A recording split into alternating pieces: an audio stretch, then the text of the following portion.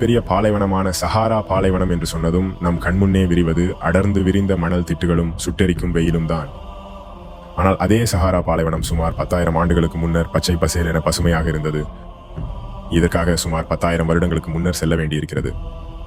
அப்பொழுது நைல் நதிக்கரையிலிருந்து ஒரு கூட்டம் நாடோடிகளாக நகரத் தொடங்கியிருந்தது. அந்த கூட்டம் வெறும் மனித இனமாக மட்டுமல்லாமல் ஆடுகள், மாடுகள் போன்ற கால்நடைகளையும் கொண்டிருந்தது. இந்த ஆடுகளும் மாடுகளும் நிலத்தில் மேய்ந்தும் நிலத்தை உழுதும் அதனை பண்படுத்தியும் வந்ததன் மூலம் அந்த இடங்களின் தட்ப வெப்பத்தை எல்லாம் தீர்மானிக்கும் செயலிகளாக இருந்திருக்கின்றன. வெறும் கால்நடைகள் மட்டும்தான் இதை தீர்மானித்திருக்குமா என்றால் ஆம் என்கிறார் ரைட் என்ற ஆராய்ச்சியாளர்.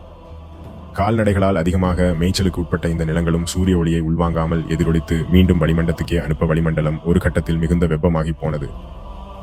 வெப்பம் அதிகமாக இருக்கும் இடங்களில் பொதுவாக மேகங்கள் உருவாக்கும் வாய்ப்புகளும் குறைந்து போகும். மேகங்கள் இல்லையெனில் மழையும் இல்லை.